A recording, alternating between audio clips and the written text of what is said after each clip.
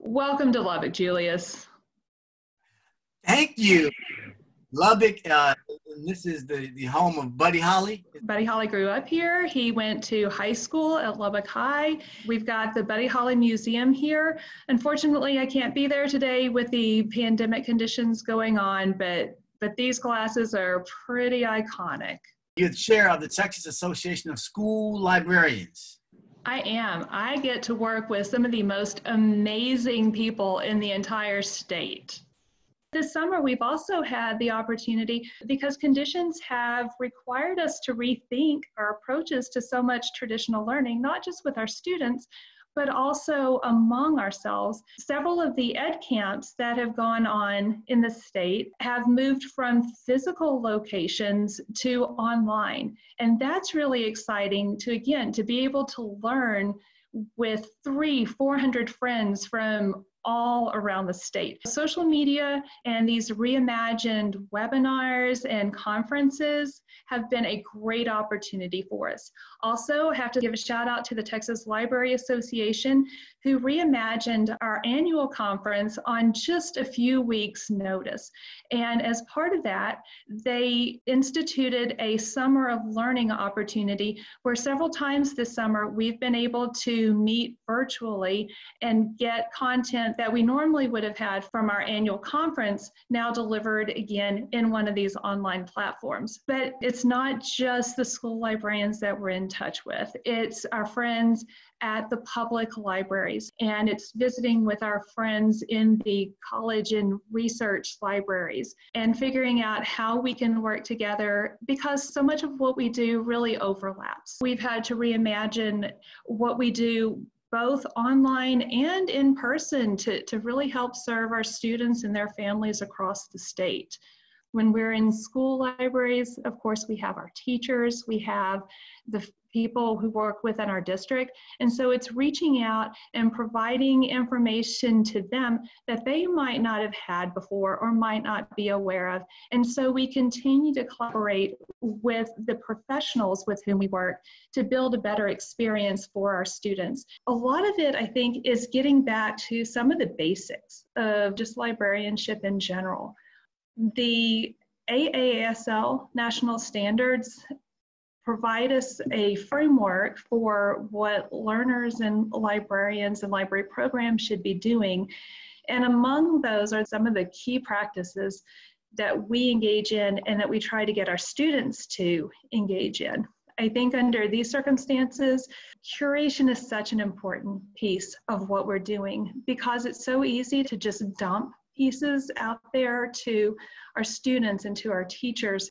That some really thoughtful curation is critical. We also have been really stressing collaboration. So this has been an opportunity for me to work one-on-one with some of our teachers. Inclusion is such a big piece, and that comes through, I think, in the apps that we share, in the tools that we share, and of course, as librarians, in the reading that we provide, and advocating for a very diverse selection so that everyone can see themselves and has the opportunity to express themselves in what we're doing.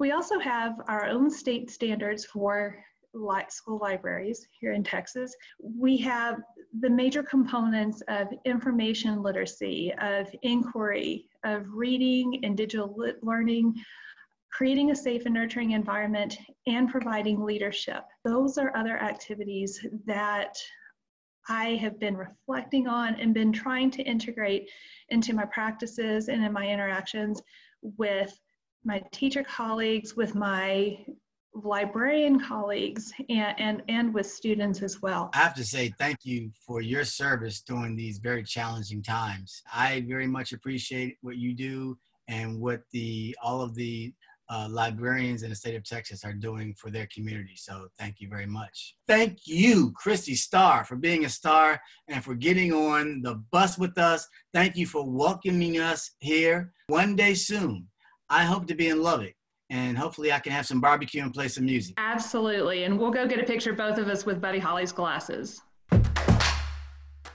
We're preparing for a whole new school year, and there's no way I can tell you all the amazing things that are going on around Texas. So you're going to get a chance to meet some of my friends and some of my colleagues in different parts of the state. I'm going to give you a map and let you visit a few of my colleagues. I can tell you the date, March 13. March 13, we always do the career day, which I'm the coordinator of the career day of the school. So I bring professionals from all around. That day was when we got the notification like, okay, I think on Monday, most probably we're gonna away. So from the career day, preparing everything, it turned to laptop distribution for the whole campus. So I'm distributing the computers and at the same time coming with a plan. My library needs to continue being open. I can't afford to lose what I have accomplished so far, with the kids coming to the library and all that. We have a very strong program during lunches. And I said, let me do a virtual time at 11. That is more or less when the kids used to come at lunch. So then on that Wednesday, I said, okay, for teachers and parents, and students come in and we learn a little bit about technology and how this works, and helping teachers to learn all these new platforms that we're using right now. Every Thursday we have an author and a book we read and we talk discussions with the kids. On Friday, I show them how to check out books, the ebooks and all that, but also since they're at home and they couldn't go anywhere, so I start thinking about, let me show them things that they can do with their family.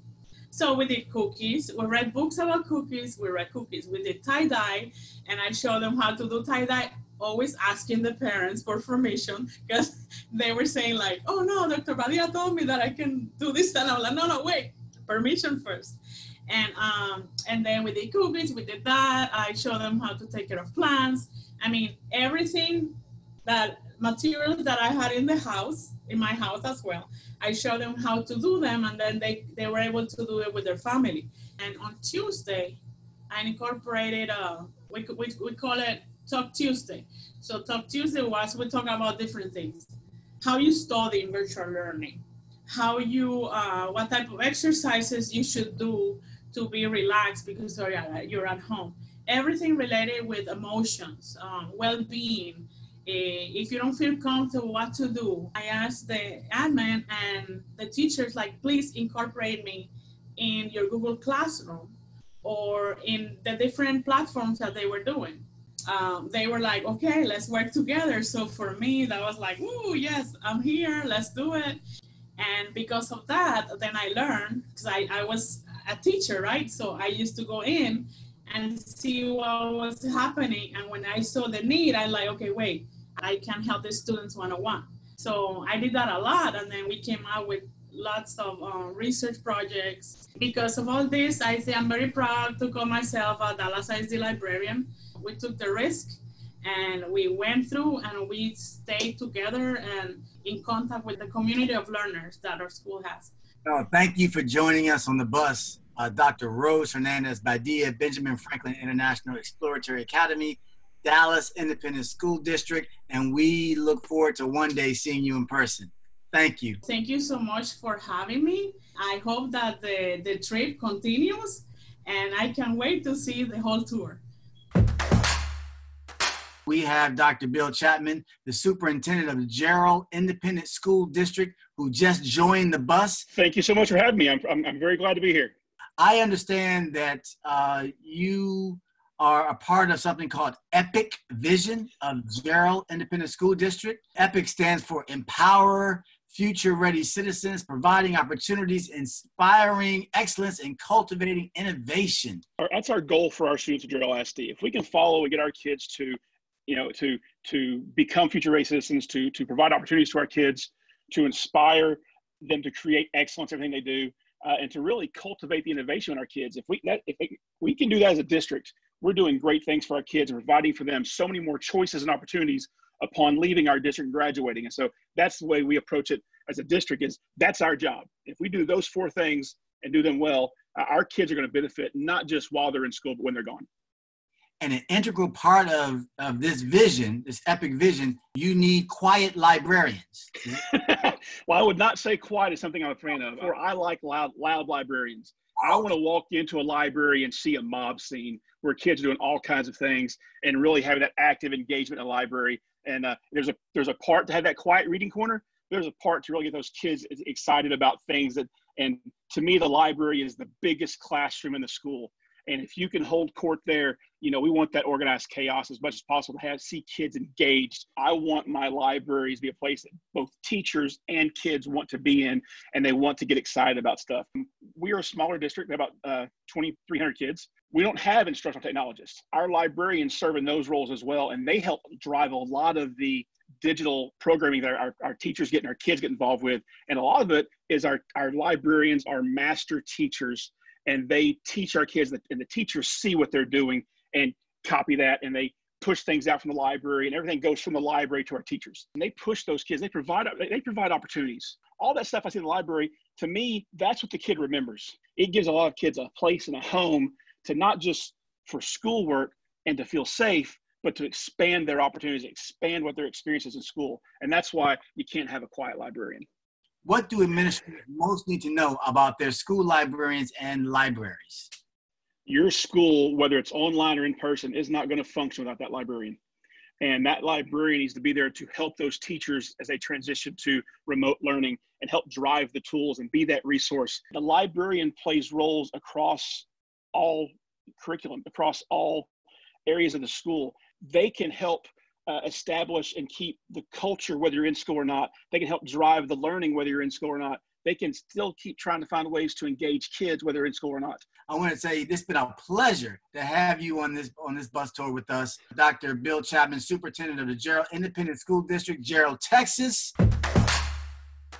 Our program is Books and Bites, and the biggest mission is getting books into kids' hands. We're in what we call a book desert. So we took a school bus and we got a new vision. His name is Mo.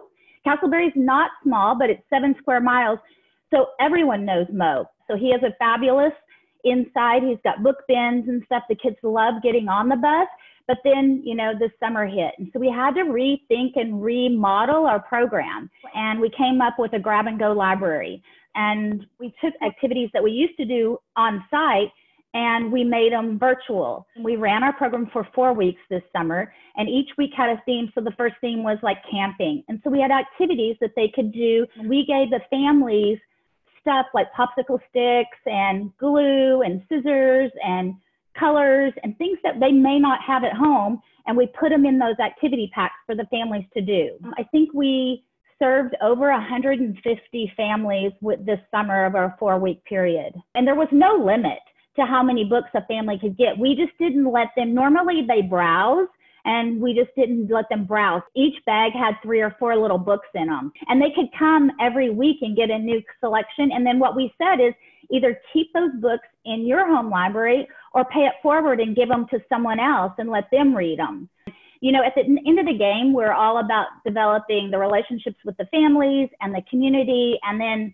what better thing than getting books in the kids' hands? How do you bring out the best of your students academically and socially, specifically at this current moment in time?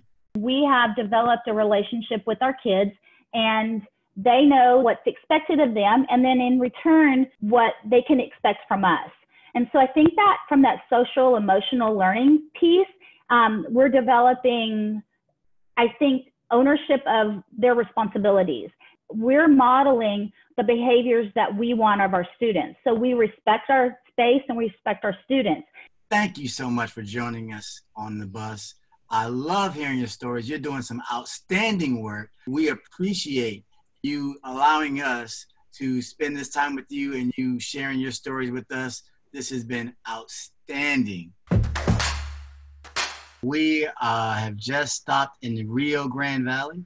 Karina Quilanten, librarian at the Jamie Escalante Middle School, Far, Texas. Welcome to the bus. Thank you so much for having me. I'm absolutely delighted to represent the Rio Grande Valley on my campus today. I hear you've been busy this summer hosting an event called RGV Lib Camp. Can you tell us what that is and who participates? RGV Lib Camp was a one-day virtual conference that took place last month in June and was hosted by a group called RGV Library Squad, which is a local social networking group that I helped create with 3 other amazing librarians from Harlingen, Texas, which is located here in the Valley. And we invited librarians from all across the Rio Grande Valley, across Texas, and even across the United States to join us in a discussion about what worked for us during virtual learning, distance learning, some of our successes, some of our failures, just a really safe space where librarians could come together to gather tips, share resources and ideas that they could potentially use for this incoming school year.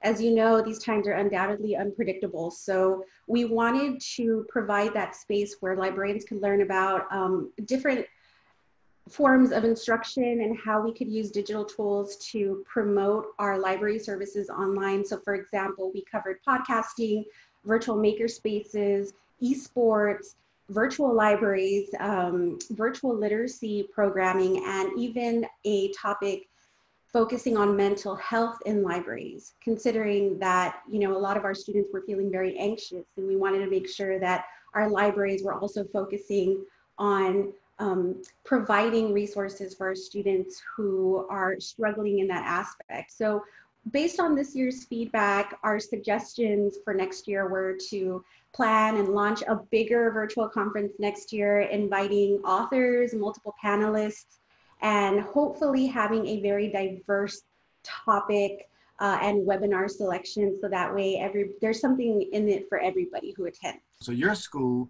the Jamie Escalante Middle School, is not far from the Mexico border. Growing up in the Rio Grande Valley, you realize how different your educational experiences are from your neighboring cities in Texas. You know, as a child, my experiences were very different because I was encouraged to only speak English because that was the way to succeed in education.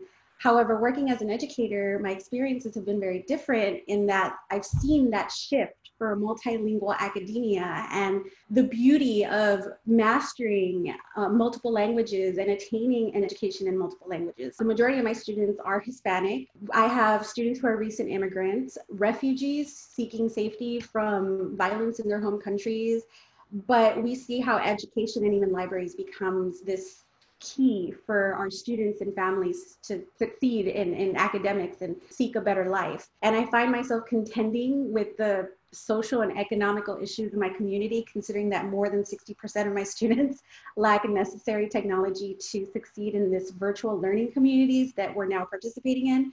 So I really had to get creative and use my skills to provide tutorials available on multiple platforms. Above all, I was also training my staff more than anything, because I feel the first step to making sure that your kids succeed is that I train the teachers effectively. So if I know that I am effectively teaching my staff to maximize the resources that we have available, then I know that that can be relayed to the students and hopefully create this connectedness online. I wanted to make sure that these resources that we had available in our district were used to their fullest potential. I want to talk a little bit about some of the challenges that you may be facing, or actually some of the challenges that the students may be facing. You kind of mentioned laptops or not having access to physical hardware. Are there issues with having broadband or students not having access to broadband and being able to connect? And how are you addressing some of those issues and needs? We did see a glaring gap in our students having that connectivity. So luckily, I'm part of an amazing district who equipped our buses with Wi-Fi spots. I don't know the technical terms, but they equipped our buses with Wi-Fi. So we are fully prepared for this incoming school year. If we are teaching remotely, there will be parking these buses around the city to make sure that our students are connected. Thank you so much, Karina. You're doing so many great things in the Rio Grande Valley. My only regret here is that I can't be with you in person. Thank you so much. I truly appreciate the opportunity, and hopefully you enjoyed your stay in the Rio Grande Valley. I am with Stephanie Galevin Russell, who is librarian at the Goriski Middle School in Austin Independent School District. And I want to say welcome to the bus, Stephanie. Thank you for having me. I'm so excited to be here. Tell me about the Texas Maverick graphic novel reading list and your involvement with the committee. And so it's put out as kind of a guide for librarians. If they don't have the budgets or if they don't have a way to choose graphic novels on their own, it's kind of a guide for them to see, like, these are what we think are the greatest graphic novels from the past 2 years. We think your kids will enjoy them. We kind of just guide librarians to pick some really great, diverse, inclusive, and fun literature in graphic novel formats. When I got put on this committee, I just got this love and passion for graphic novels that now I've been very blessed to be chair for 2 years, that now I get to present and share that love of graphic novels with other teachers and librarians and educators just around the world, and get people to see that graphic novels are true literature because they help our ELL students or our students who might not be able to identify emotions or themes. And they get to see that in graphic novel format. And so they're really, really powerful tools. And they're so much fun. Who doesn't love reading about superheroes or seeing their favorite stories, like classic stories, come to life in pictures? I want to pivot real quick because I understand that you have a blog called Let's Be Librarian. Yeah. Okay. So what's the Let's Be Librarian blog all about? So the Let's Be Librarian blog started as a way for me to kind of get out of my own comfort zone. I grew up with a lisp, and you can't tell now because I've worked on it a lot, but when I get really excited, I start lisping really hard. And because of my lisp, I have always had some really weird issues with public speaking. And so it started as a way for me to share and kind of keep track of books I'm reading and practice speaking in public without having that actual public interaction. It's become like a community of people following me that I get to interact with, and I share tech tips, I share librarian stories, I share obviously book talks where I get to share all about graphic novels and books I'm reading. But the best thing about it is that I've gotten to put myself out there in a way that has made me grow and force me out of my comfort zone. So now I actually have to speak in public. So it's gotten really cool and really, really great for my own self-growth. And I feel like as the Let's Be Librarian, I get to represent all the other librarians and show, like, look what we can do. So how do you use your blog and other online platforms for teaching students and for professional development with your fellow teacher librarians? Kind of how the Maverick list guides librarians to purchase really good quality graphic novels. My friends and people that have subscribed to my blog or that just kind of find my blog use it as a guide for really good YA or middle grade novels, because that's mostly what I read. And I've also used it to kind of step out and find professional development and get lots and lots of micro credentials. I have like a badge addiction. And then I share what I learn on my vlog, and then I get to share that with my teachers so that whatever way we go back to school or, you know, whatever's happening, I can share with my teachers just some great resources that they can use in their own classrooms. I have to say that, Stephanie, you seem like you're a superhero, and we really appreciate all that you're doing for the students and for your colleagues. Thank you for joining us on this bus. You are so welcome. Thanks again.